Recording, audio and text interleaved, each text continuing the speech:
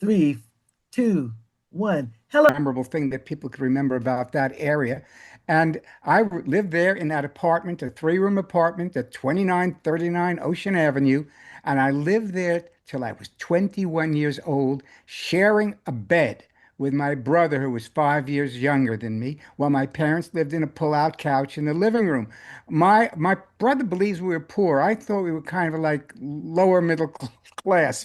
But my brother says, no, no, we were poor. But we always had food and we always had a room and we always, there. But, it took me 21 years to get out of that apartment. I was doing some. And essentially, the rest of my life was a question of two things that I always believed in, and that was somehow connections got me moving, that I never had dreams. I wasn't expecting to become anything. I didn't think about what the potentials would be. I thought at one time the only thing I ever thought about being was I thought I would be a bank teller because bank tellers I thought finished work at 3 o'clock when the bank closed. And therefore, you only had to work from 9 to 3. So I'm thinking to myself, now that's a pretty good gig. But anyway, I never got to train for that, go figure. But essentially, other connections moved me along till I eventually wound up in a television, theater, movie career that, like I said, there was no goal for that. I was a funny little kid. I could entertain. I could sing a little. I could dance a little. I could tell jokes a little. I loved getting on stage and playing roles in junior high school. I was Coco in The Mikado. I was Silas Slick in Naughty Marietta. I was the funny lead in the school plays. You wanted some little guy who was kind of funny. I got cast. But Wow. essentially, that didn't make you think I wanted to be an actor or anything. That seems like a goof to have in junior high school. But the next connection, this is a biggie that came up, was that in junior high school, along with me in the same shows, by the way, in the Mikado and in Naughty Marietta, was a young girl who wanted to be in the music industry. She was a driven thing. And basically, when we got to Madison High School, James Madison High School, in 1953, rock and roll exploded on the scene. And every high school in Brooklyn had what we called a doo-wop singing group, which was four-part harmony, usually being stolen from people like Fats Domino and important things. But in New York, we had a fairly good ability to hear music from all over. We weren't limited to just country music or just pop music. So basically, the doo-wop sound occurred, and this lady wanted a doo-wop group in Madison High School. Okay. And that was four parts. That's a tenor, an alto, a soprano, and a bass. That's how you do doo-wop. And basically, this young girl who was driven to accomplish things, she was the lead singer and wrote all our songs. It turned out that that young girl was Carole King. Now Wow. yeah, that's pretty bizarre. You have to be born at the right time, at the right place for anything like that to occur. I mean, how many people did not get to sing with Carole King in high school? Many more than me. But essentially, it was a wonderful thing, and eventually we got auditioned for a record for Ahmet Erdogan at Atlantic Records, and Ahmet liked us, and he wanted to sign us, but we were only 16, so parents had to sign. And Carol's mother was smarter than everybody else. She knew the talent in our singing group was Carol, and therefore she didn't sign us off as the cosigns, which was the name because we met in math class.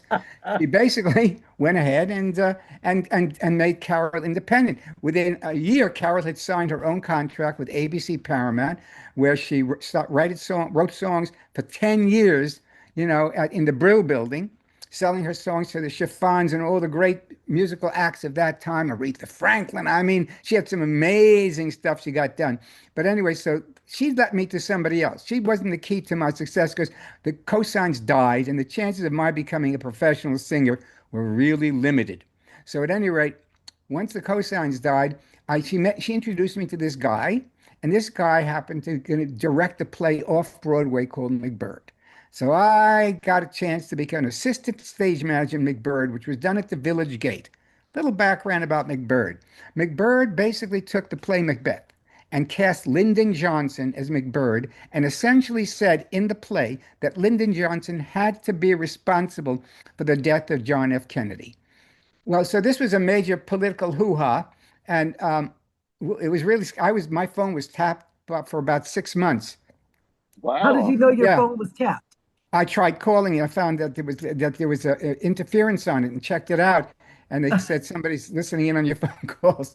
But but it was a great company, young people just coming into the scene. There was Cleavon Little, Rue McClanahan, Bill Devane, Stacy Keach, and that's just the beginning of it. But anyway, so I'm the assistant stage manager playing, go for roles, little roles, assistants who show up and say a line and then dance off or something. And so basically, I'm looking at this and I thought, well, maybe I can have a career as an actor. Here I am in an off-Broadway play. And sure enough, as I'm looking at these actors, I'm realizing, holy cow, I can't act. These people are insane. They go places, they find things, they do things that had never occurred to me. And every time I would think there was something that could not succeed, you by golly, they elevated it and made it succeed. Well, so the upshot of that was I had a nervous breakdown, realizing, well, there goes acting. That's not going to be my future.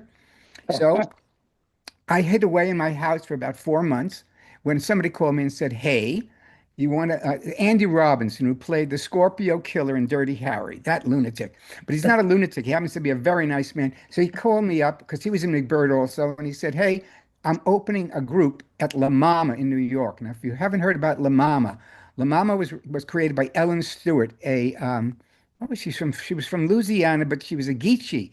She spoke French. She was quite a combination of women, but she was brilliant and a driving force.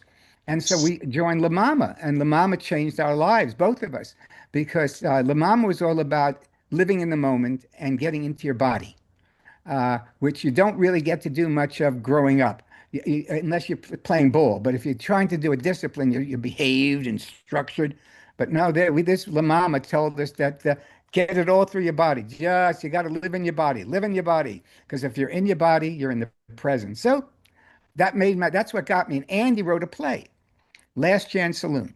And I got to direct that play. I don't know why I was chosen to direct that play, but I was, and it was a success. It played London on the West End. It took a tour of Europe and Wow. basically came back, and I was the director now of the La Mama Plexus Workshop. And basically, I was paid because Ellen was very good about this. $50 a week, no taxes, thank you very much. $50 a week. And basically, that was big bucks. Especially for a very, contained person like myself, I was able to live easily. I'd make myself tuna fish and rice, a huge pot of it on every Sunday, and I'd have it for 6 days, just tuna fish and rice. And then I'd move on and have a Russian meal on So Sunday. I got a question.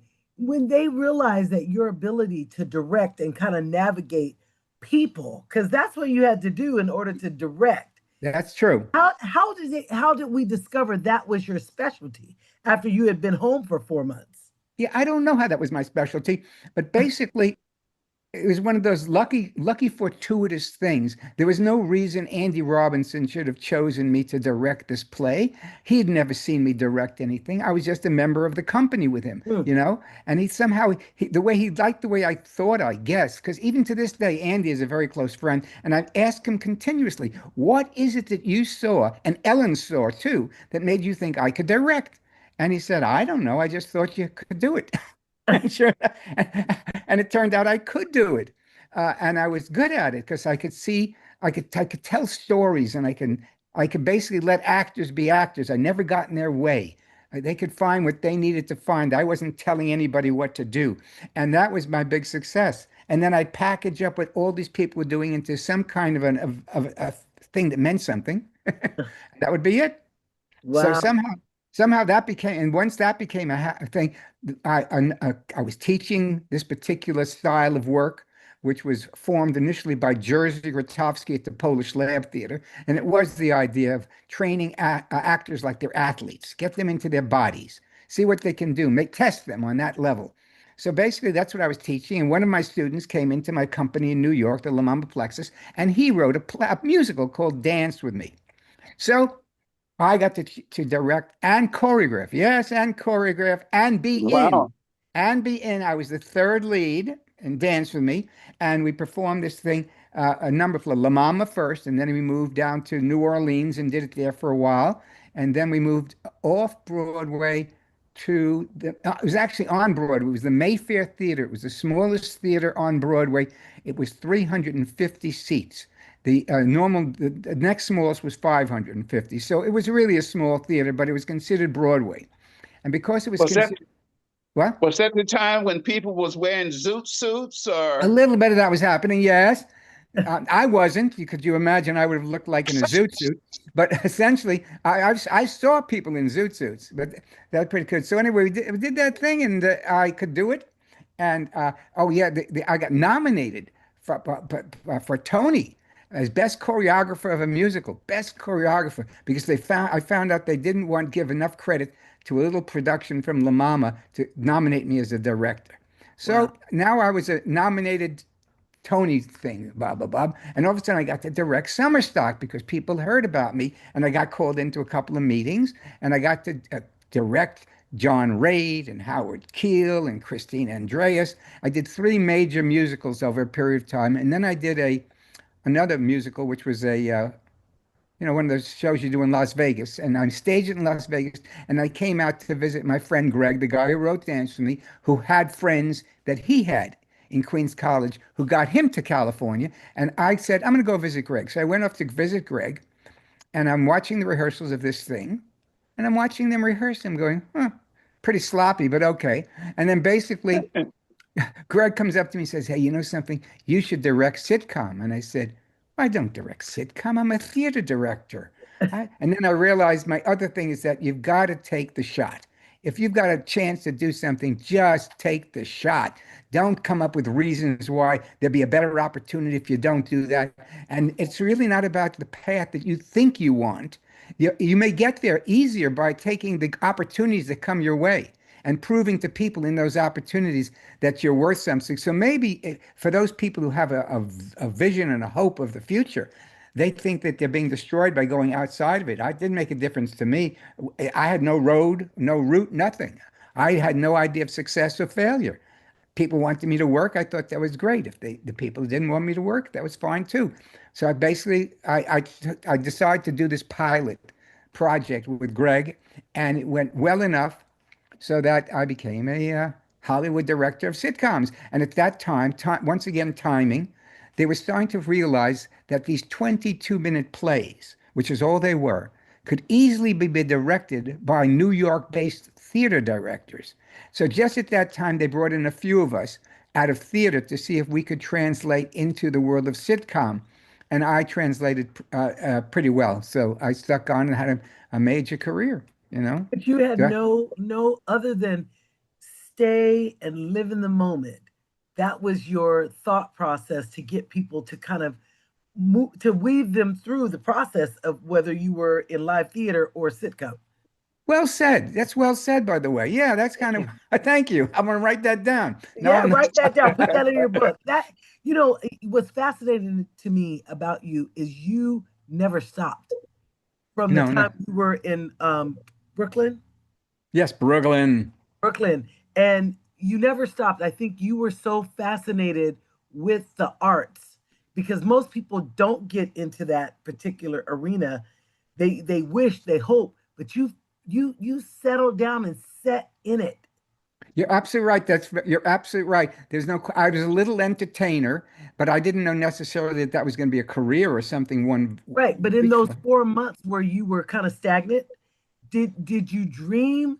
Did you write? What did you do in that 4 months that you were kind of I what I did was I didn't leave my house for 4 months because I was in the middle of a nervous breakdown, but I didn't go to a doctor to find out I was because who can afford one?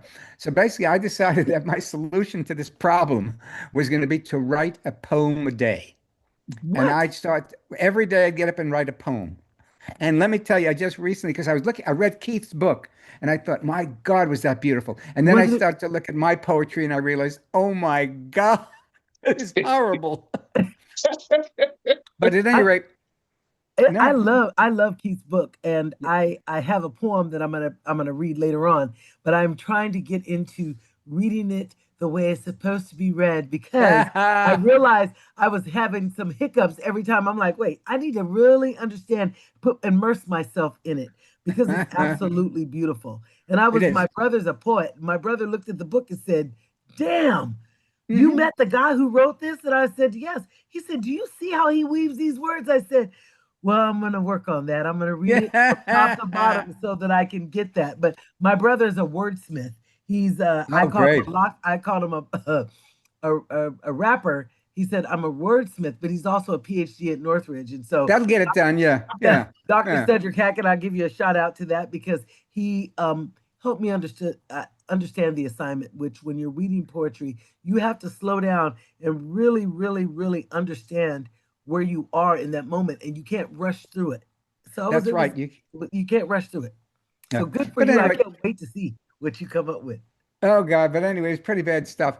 Essentially, I don't know what it was. I was just talking. I don't know what I was doing. But at any rate, luckily Andy called me and got me out of that and got me to La Mama. And to show you how tight a person I was, when I went to La Mama and we had all these exercises, I could barely touch my knees bending over. Never mind touch your toes. Touch my knees. I worked for 6 months. At the end of 6 months, we had a party because I showed up and I could touch my toes. Good, And that was major. Took me 6 months. bravo.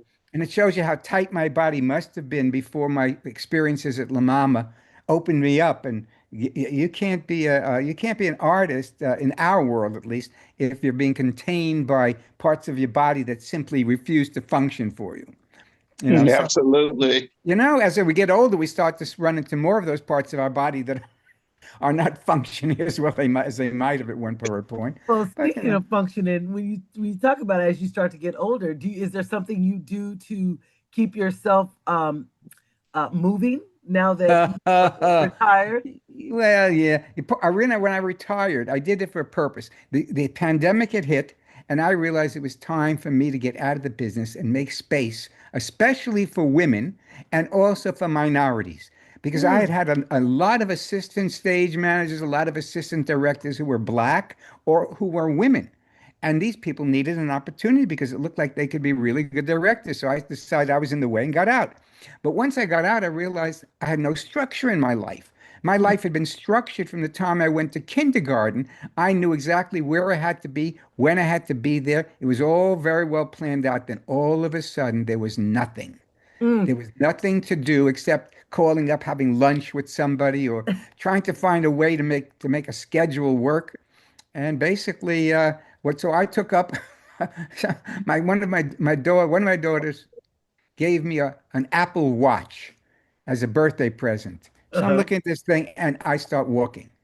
And I start walking. And to this day now, I walk 10 miles a day. Wow. 10 Bravo. miles a day. But you got to remember, it's a stupid schedule. I'll rethink it. I decided I will do another pass at my life when I turn 85. That I'm going to suffer that whatever I chose to do for up to 85 is going to just have to hold. But anyway, I'm up at 3 o'clock in the morning. And by the time I finish most of my walking, I finish because I walk, I have breakfast, then I walk some more, then I brush my teeth, then I take a nap, then I walk some more, then I take another, and basically by the end, and then I have time to go out to lunch with people. I have time to get on Zoom calls, but essentially, and I just walk. And believe me, it's helped my health a lot. We ought to try Honest. that, Wills. Yeah, we should try that. So you gonna get up at 3? Um, yeah, usually I'm up at 3, but it's usually just going to the bathroom to empty my bladder and That's start exactly. It's a over. 3 o'clock, Brad. That's the reason that I just stay up at that point. Wow, that's what, that's phenomenal. Well, So now that you've got this great big career, there had to be something like a turning point that got you to where you left New York and came to California because you've been all over the world. yeah. And Okay. let's talk about how you got from New York to To California. California. Okay, specifically, it was because of the show I did in New York, the dance with me show that got me the Tony. The Tony got me to direct musicals all over the place. And then I did this one. I'm trying to, what did they call? It was a four-hander.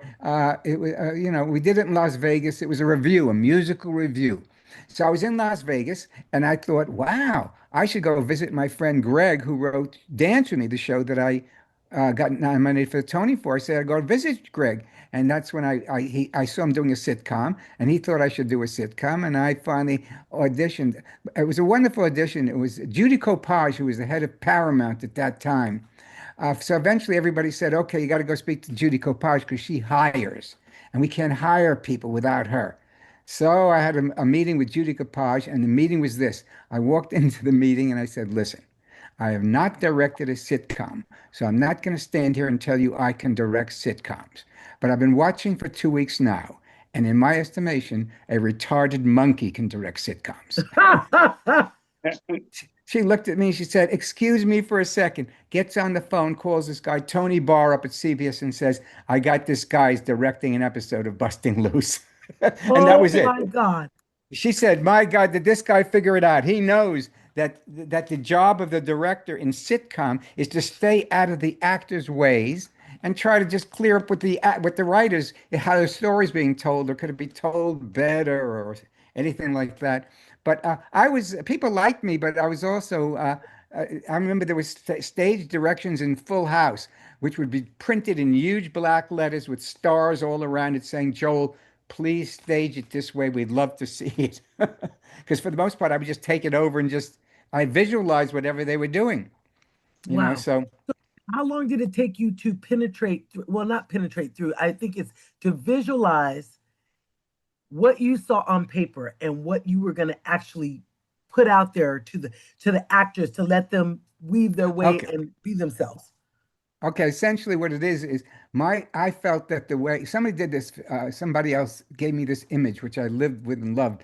And that was, he said, when you start a piece, you put each actor into their own separate cone.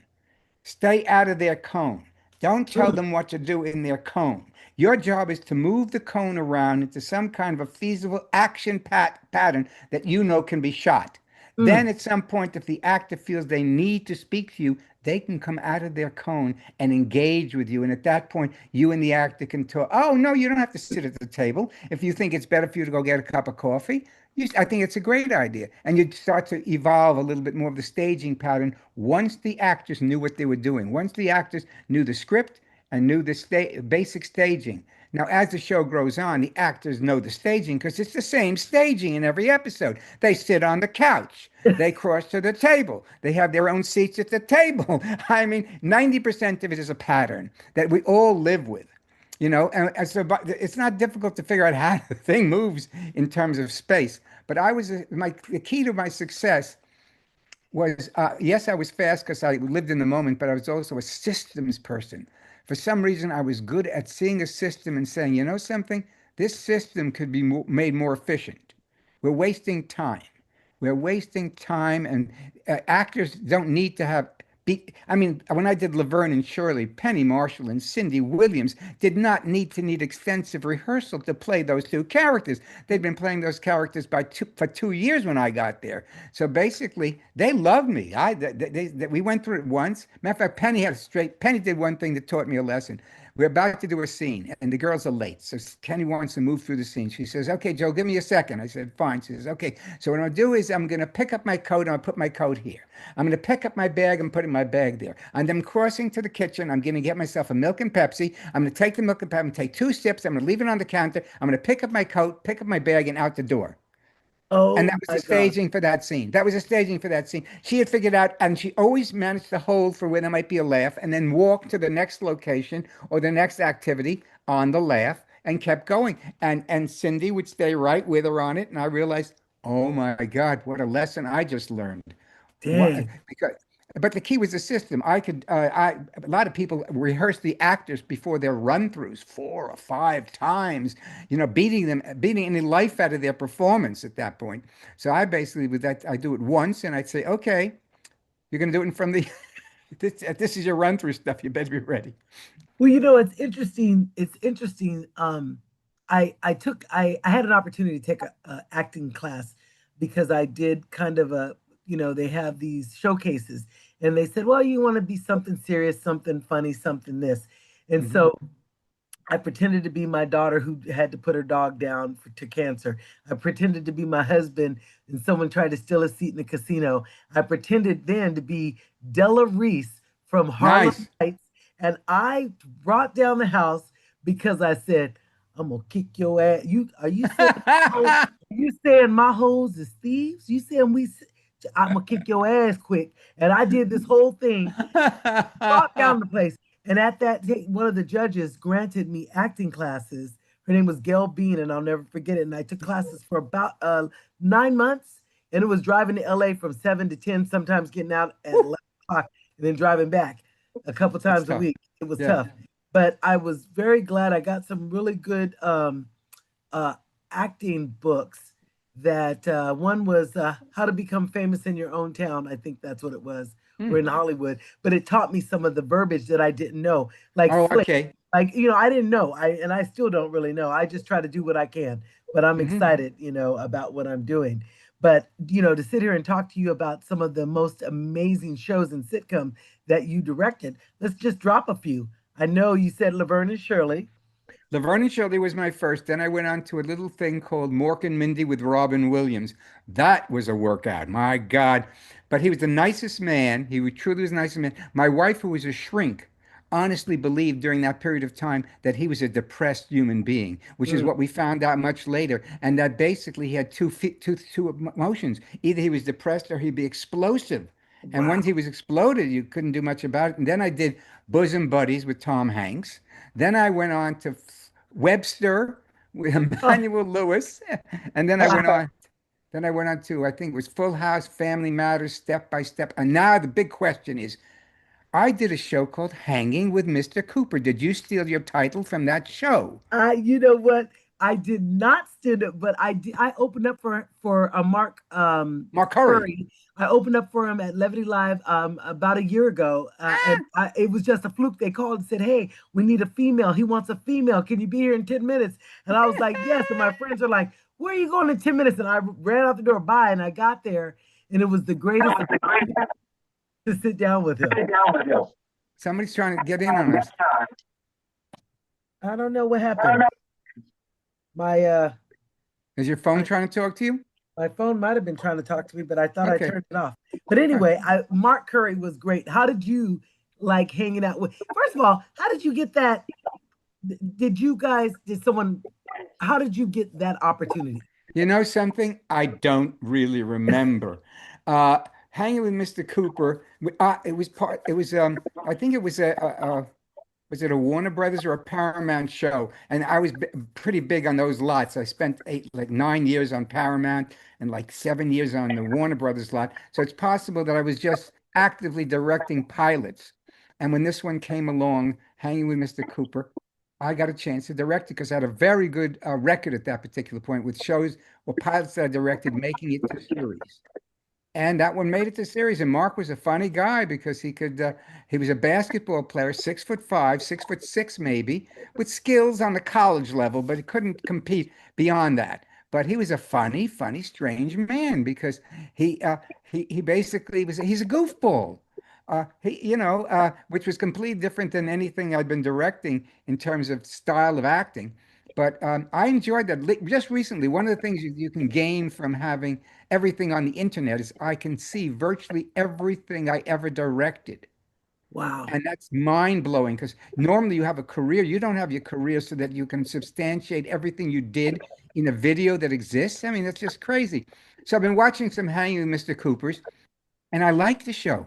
It was a good show. I know that we got rid of one lady after 2 seasons because I don't remember why, except it had to be because she was hard to deal with because talent was not the problem. And we got another lady who I think was even funnier, and then we brought in Raven Simone, who I've worked with about 14 times. I mean, Raven Simone of that generation was the queen actress. If she was a voiceover for me in Fat Albert. I mean, I used her every chance I could. Oh my God, Fat Albert. I mean, that was that we watched Fat Albert every Saturday morning. Oh yeah, on the cartoons, sure. Yes, the cat, the on the cartoons, and it was just great. I remember that growing up. I remember that growing up. That was a staple. Yeah, no, no, no. It ran for 17 years, I believe. That particular thing did. So, no, I'm afraid I did the movie, which actually was pretty good, but the timing was pretty bad. Right. Uh, because basically Cosby hadn't gotten into his real trouble yet. This was something else he concocted. that he said, oh, he had made a statement before the movie came out that it's the problem is with black fathers. They're not staying in the family. And when he went and made that statement, he lost an enormous amount of his population who we expected to see Fat Albert, you know? Yeah, people didn't like that statement. I remember that because they were thinking, who are you to depict what you think the black family looks like? Because you hadn't had to live that. That's You exactly right. He know, never you lived hadn't that. lived that. That's not all it was for you. But it was ironic that, eventually with all the things he had going on around him, his before the trouble, his son passed away. I mean, it was tragic. Oh, yes, No, yes. he was I believe he was changing a tire That's in the right. And middle got of the hit. night. And I Uh-huh. said, what are the odds that this man talks about family, his son gets killed, and just so much turmoil around everything. And it's just, they say uh, history repeats itself or karma, whatever it is. It Hmm. was a very interesting chain of events that happened to him in his lifestyle with his family. Just interesting. Wow. Yeah, no, I mean, I'm sorry. I enjoyed working with him. I found him to be a nice guy, but obviously there were aspects of Bill Cosby that I was not seeing on the Hmm. set of Fat Albert, which are the ones that start to get him into trouble in the latter part of his life. But what can I tell you? But that was I a better movie than it deserved better than it got got because the it. timing really was bad for that movie. But So, are there any other movies that you think that were like some of your favorite? I know of one I can think of that were somehow you end up directing this movie and it just was explosive at the box office. oh, my big fat Greek wedding, yes. Yes. But you see, that's connections too. Going back to connections, you got to remember that when I did Bosom Buddies, I brought in from New York a young 21-year-old actor named Tom Hanks to play one of the leads, and we had somebody else in the other lead, and we didn't like the other person, so we fired that person, and now we had to come up with somebody to replace that person, or we were going to lose that show. Now, Mm. Tom was not made aware of this. However, I came up with an actor that I'd worked with, Peter Scolari, and I said, I think, just as a gamble, I think Peter Scolari and Tom Hanks would match up pretty well together. And they said, nah, please, let's just cancel the show and forget it. I said, wait, don't cancel. Give me a chance. I'll get Peter Scolari to show up tomorrow morning, and I will put on its feet 3 scenes with Tom Hanks. You show up at noon, I will show you these 3 scenes, and you can tell me at that point whether we're canceling or we can continue and stay in rehearsal.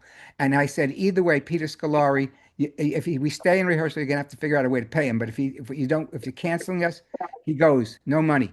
So it turned out that they jumped at it and they thought that was brilliant. They never touched those 3 scenes again. Those guys really had a sense of who they were together that was pretty damn amazing.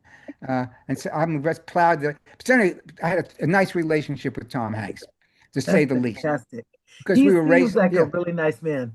he is a nice man, and he stays a nice man. But it's part of my beliefs is that if you come in nice, you come out nice. If you Mm. come in an asshole, it doesn't make a difference how much money you make, you still wind up an asshole at the end of all that work. But Words to live by.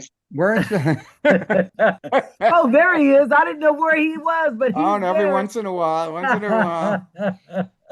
But yeah, but so basically, so I was getting out of TV during the time I was talking about wanting to get out, give space to the other people. So Mhm. I'm talking so I'm writing to Tom and I'm sending him a script of a film and I want him to look at for me. So he calls me up. He says, "What's this all about?" So I said, "Well, Tom, I'm not happy with the TV career. It's starting to flatten out. It's starting to actually dip down." Because producers were getting more power because they could see images on screens that they couldn't see before. They were now privy to all kinds of. So basically, I said, so I'm going to just see if I can maybe do comedy. It would be fine. He says, well, I like the script, and he gave me notes on the script. He paid some dues to that. He said, but I got a script I want you to direct. I said, oh, that'd be great, Tom. He says, can I send it to you? He said, sure. Sir. My big fat Greek wedding, and that was it. He said I was directing it. It wasn't a question of meetings. It wasn't a question of anything. He said, this is a movie I want you to direct. Damn.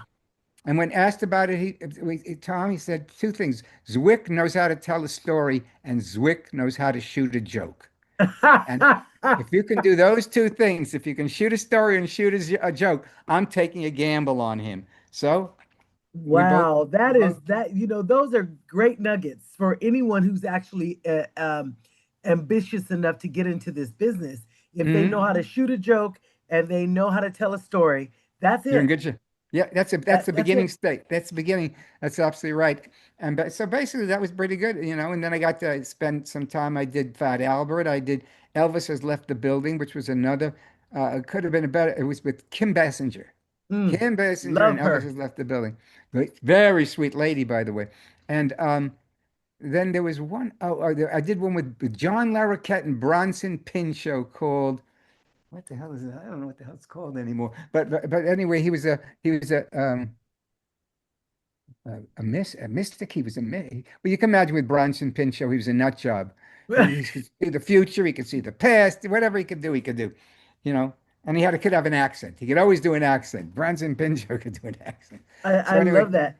What recommendations would you have for anyone who's starting off in this business that you had a career in? I mean, is there any recommendations you would give a young, aspiring artist, director, producer?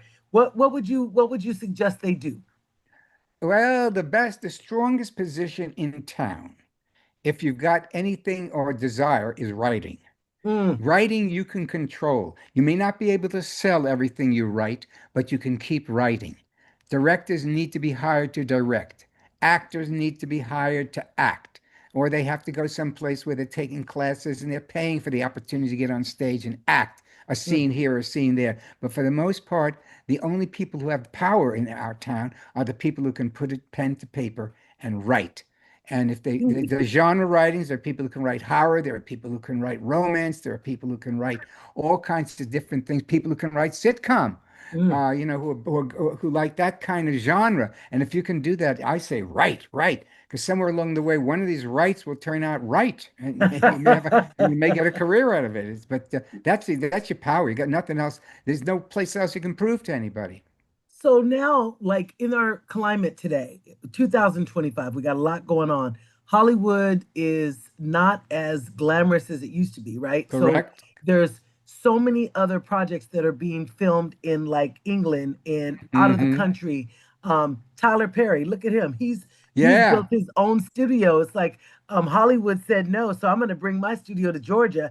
And there's so many things being built on this platform or this land that he created. And it's Yep. kind of Yep. interesting how he took that concept of Madeir from Yes. the stage to the TV, and then to the big screen, and Hmm. then now all of a sudden he was involved with the OWN network, and next thing you know, he had a couple of great, I call them soap operas, nighttime soap operas, and they exploded. I mean, I found myself going home. What was that movie, Wills, that he did on OWN?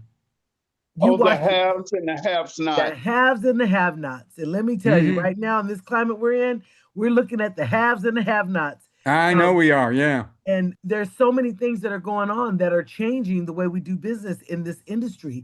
And Very much so so. I believe my question, if I could remember where I was going with this, is where I mean, where do you think Hollywood? I mean, where we are, everything is so expensive, and to do business in California because it's so expensive, even to house Hmm. somebody, and more people are looking at ways to kind of make their dollar stretch.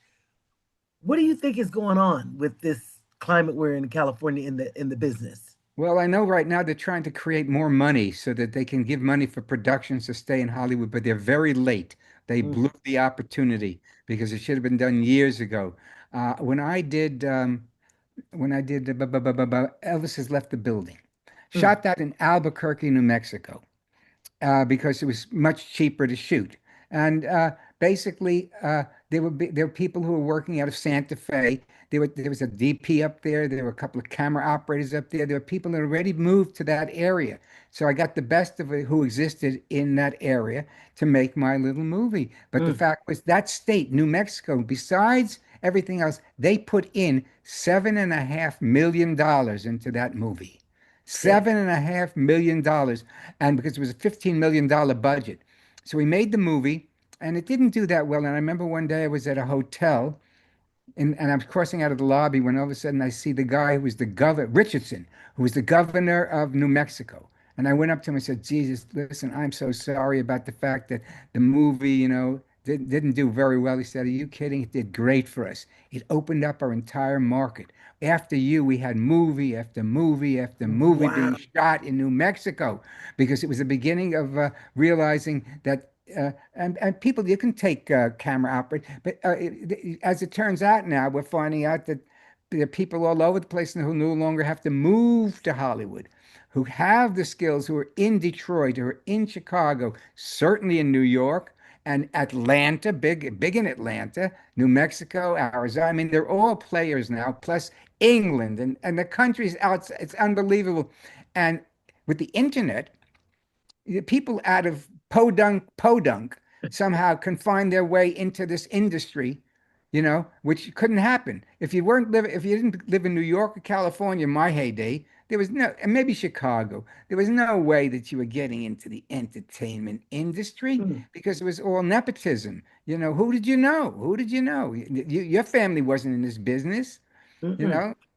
But I think now you look at when you talk about nepotism, I remember Molly Cyrus, right? She Oh, got her sure. father was in a band, had his own Very band. much so. Next thing you know, she's the Disney. I The think it was Queen of Disney, Disney, yeah. Queen of Basically, Disney. And then she grew up, right? And big now fast. she is a wild child, and she is doing things and saying things that nobody expected, right? So you No, look at Miley her was now. I worked with her father. Believe it or not, her father played a critical role for me in the show about Elvis Has Left the Building. He played Kim Basinger's father.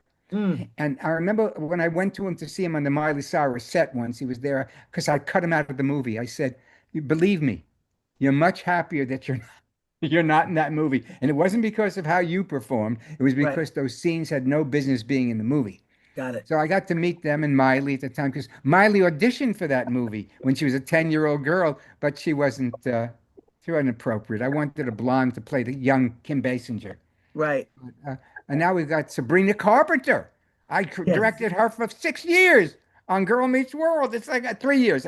Girl Meets World. And you know something? The one thing I knew about Sabrina was that she was by far the best actor on that set. Dang.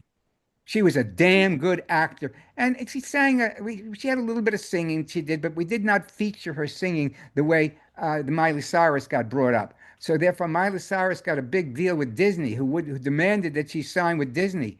Disney wasn't even aware that Sabrina Carpenter had a talent. And so basically, she went off and started to build her own character thing and became huge. She's huge. I mean, so that's pretty fun. So every time I take a look at an old episode of Girl Meets World, I go, God damn. But she could act. She could really act. I know when you were talking, we had spoke about Robin Williams and his co uh, partner there, is partner in crime, Mork and Mindy, and she laughed and laughed and laughed, Oh, that and story, yeah. yeah, tell me that Well, story, share that. That was it, beautiful. it's in the same vein as anything else. So I'm directing, I think it's now the second episode of Mork and Mindy. And at some point, Pam Dauber comes up to me and says, I don't know what to do. He's making me laugh. I'm cracking up all the time. I said, maybe your character finds him funny.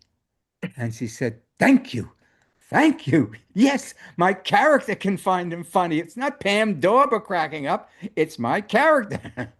Mindy's cracking up. Mindy finds him hysterically funny, which for the point is, I don't know how you continue to play a scene with Robin Williams without losing it. As who did on the Carol Burnett show, every time Harvey Korman couldn't keep a straight face anytime Oh he had yeah, to I do it. remember that. Oh yeah, he could anytime he had to do a scene with I can't remember his name. I like him so much that I don't remember his name. Really makes me unhappy. But at any rate, that was the same thing. Harvey Korman just built it as part of the character. He would go to pieces, but he was Harvey Korman going to pieces. He wasn't the character he was playing going to pieces. That is funny. I Yeah. know that So you how had is direct, AI affecting the movie business now? Well, the big problem with AI is, first of all, it generates scripts that need to be reworked because they're not quite ready yet. They're not ready for primetime TV. And the other thing is, of course, the fear is that they're duplicating actors because they can AI project.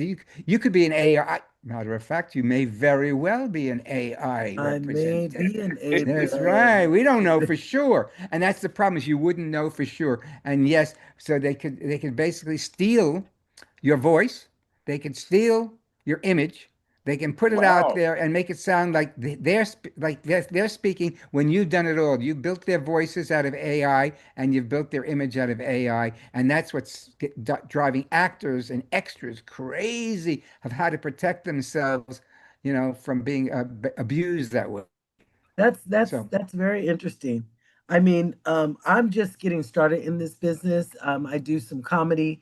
I'm doing some acting. Matter of fact, pulled Wills into to be in a little clip if he gets out of his own way and he allows himself to just live in the moment. He might be pretty damn good at Yeah, I it. hear you. I hear you.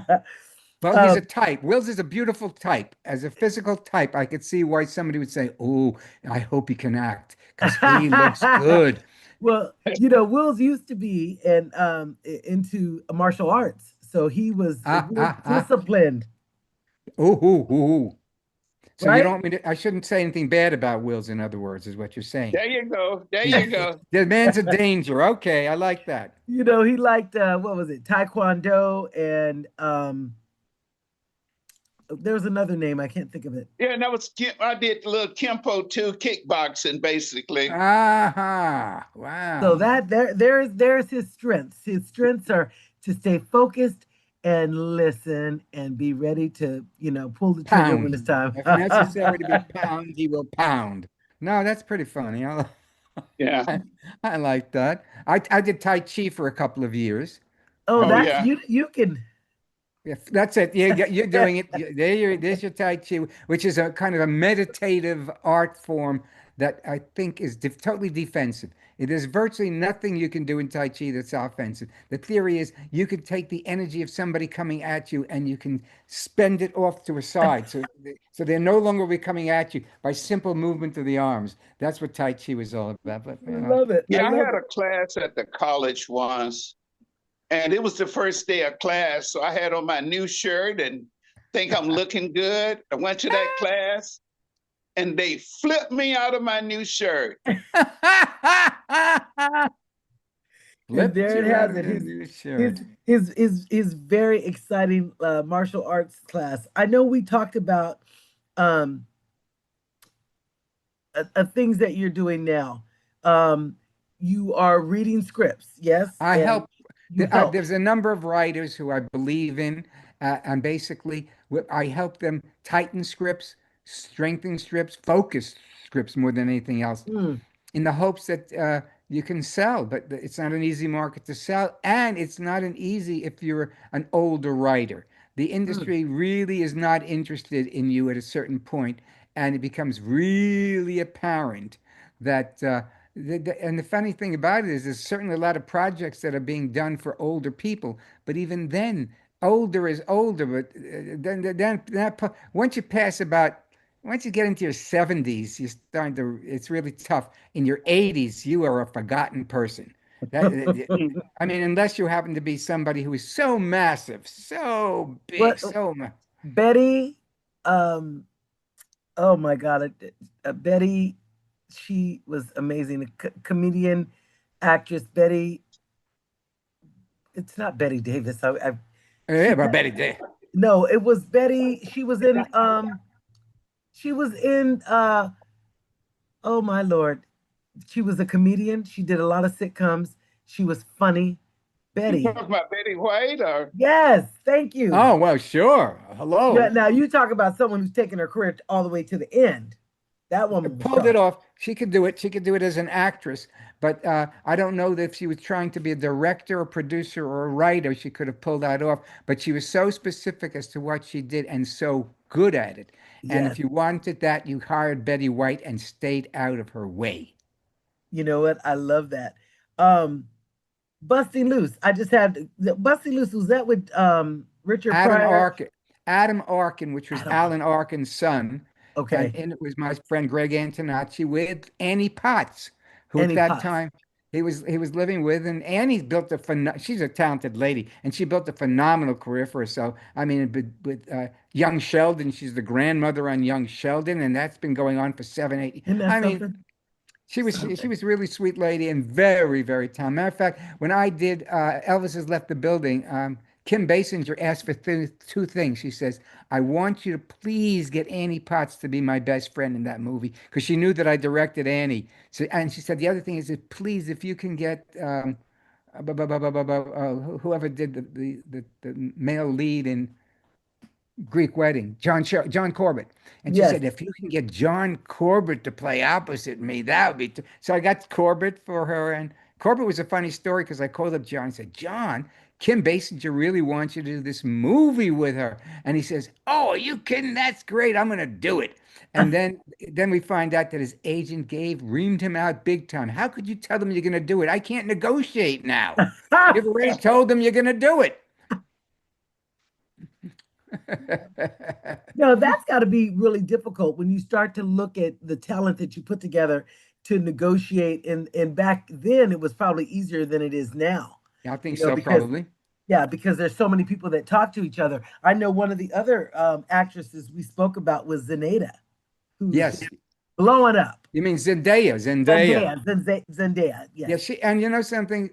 I started Zendaya when she was about 14 or something like that, maybe, and finished with her and Casey Undercover when she was 21 and already Mm. had done Dune and had already done Spider-Man, and she had already starting to build her film career, but she had it.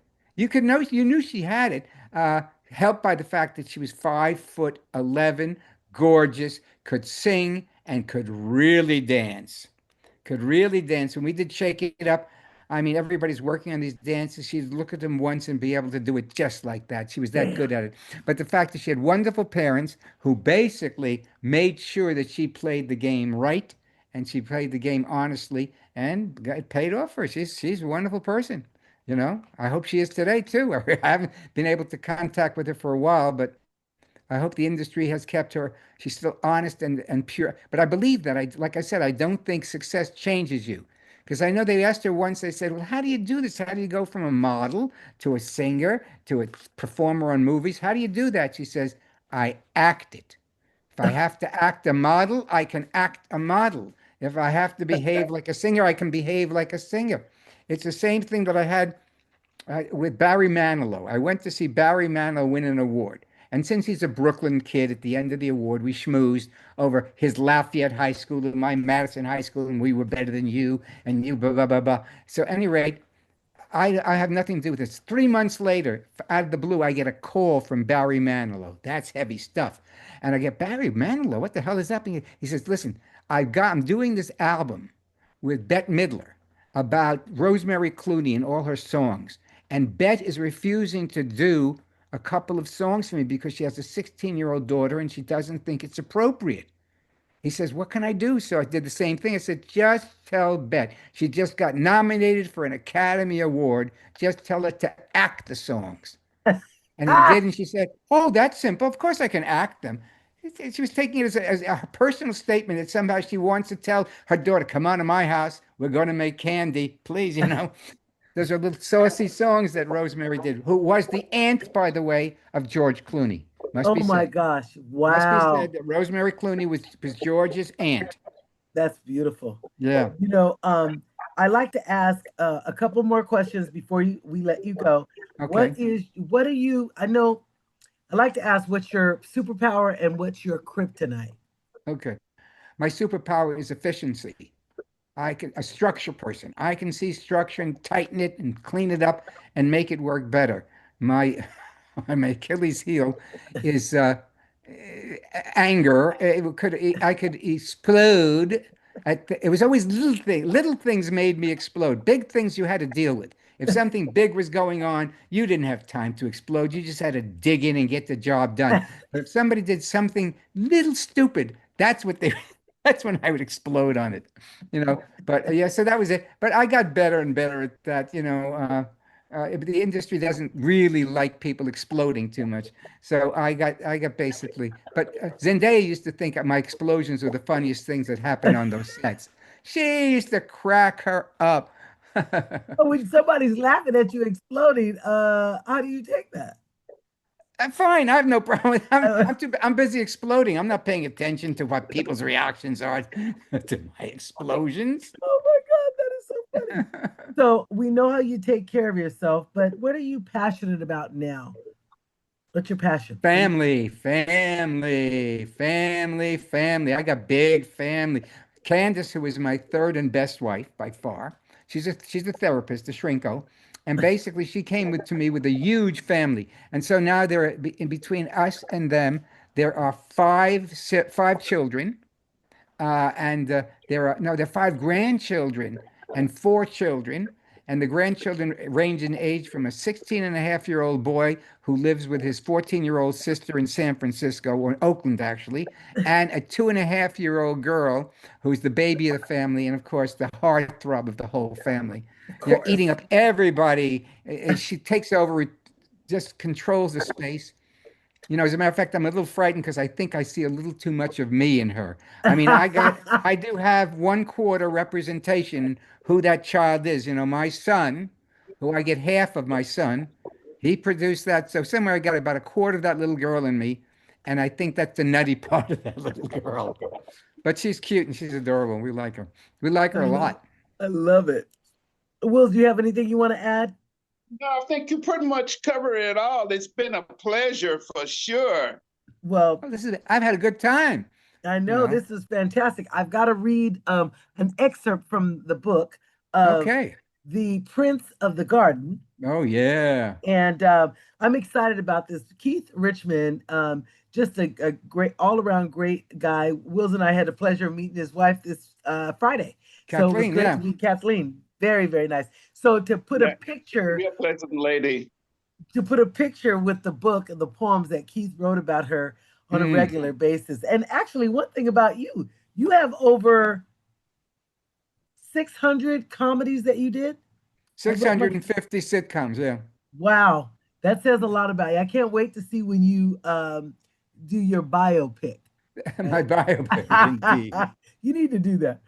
All right, we're going to read an excerpt from the Prince of the Garden by Keith Richmond.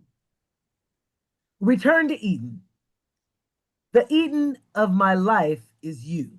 The feelings in my heart are true. To every moment we've shared, there's nothing that can be compared. This point in time is filled with grace. Every moment of the wonder place that lived inside, that lived and lives inside us now, and how we claim to heal will show us how. The return to Eden is the place we will be, and it's all sounds and colors I again will see. Return to Eden by Keith Richmond. So Very he's good. well, I'm consistently trying to work on reading out loud these poems so they that I can get them to flow right because I felt like they're so beautiful. I want to make sure I depict them the right way. If that makes sense. Um, I want to say thank you so much. Joel, you have just an incredible career. Your career is just has taken you through so many different avenues, and you've met so many incredible people. And I know you've liked to help. If there are any writers out there that have a project, what would you suggest? I had a friend of mine. I spoke about you, and she said I asked her how does she protect her writing style or her writing work before she sends them in to a platform. Where would you suggest? Well, I forget what the term is, but you can register a script so that the ideas and all the words in the script are your own and your property. So somebody can't just simply, and those things have to be done with the Writers Guild. It's the Writers Writers Guild. Guild of America, and you have to do that, and that's the first thing you must do with a piece of writing that you're going to be sending off to anybody. You must Perfect. protect the piece of writing, So you've and then heard it's it, ladies and gentlemen. You have to protect your piece of writing because people, we have people that have gone to the networks and they say they had a project, and all of a sudden their project was their project, but it got twisted a little bit, and that project became somebody else's project. So when I was talking to someone, I said, when I talk to Joel, I'm going to ask him. So thank you so much. Is there any other questions you have for us? This is you're hanging out with the Carters. Thank you for doing this very special session with us and hanging out with Wills and I. But Wills is actually just hanging, watching traffic and people, and enjoying his So sunshine why did glasses. you feel like you got to beat up on me again? Well, I'm looking at your sunglasses. Your sunglasses look like you're just enjoying the weather. Well, Yes. actually, it got a little chilly out here. The sun has started to, get that sea breeze as we usually get about this time of day. Mm-hmm. So, Well, so I you'll, tell you, go ahead. well, he's gonna have to head indoors pretty quickly, I would think. As soon as this is over, he can go. Oh Yes, yeah, bye, heck Wills. yeah! You I'm, can I'm go. going to go wrap up and get warm. Yes. Well, Joel, thank you so much. I'm going to, as soon as this, once I click it, I'm going to make sure it's all seamless. I'm not moving from this spot. Make sure this recording is correct. And I'll edit, clean it up a little bit, and we'll go from there. And then You I'll got get it. it to you. I'm thankful. This will be, I will put this on Hanging Out with the Carters on YouTube and share it with the folks that watch Hanging Out with the Carters that want to be engaged with some of these wonderful ideas that I keep coming up with. Wills keeps asking me, you just keep doing. And you know what? It reminds me of There you something go. that There he you said. go. This is what he said. Just live in the moment and get out of your own way. There you go. Whoa, okay. I buy that a lot. I buy that a lot because living in the moment will get you much further than any other choice you can make. You are absolutely right. And I'm going to continue to live in the moment. You are hanging out with the Carters. We are honored and so extremely blessed to have an opportunity to hang out with Joel Zwick, who is one of the most amazing directors, producers of our time. And let me tell you, he's got a huge um, collections of works that he's been involved with. And I'm just so honored to have an opportunity to sit down with you and hang out with the Carters. And thanks, Joel. I appreciate it. Well, When I good. finish my script, I'm definitely gonna make sure I get it. I wrote it down. I'm gonna get it WGA. registered. Yes, registered with the Writers Guild, and I'll send it to you and see if you think it's funny. There you go. You got All a right. deal. All right. Hanging Out with the Carters is a podcast. You can find us wherever you get your podcast, which is on Instagram, a piece of it, on Apple, on Spotify, and I'm just excited that we're here. We're on Spreaker as well. And y'all keep listening.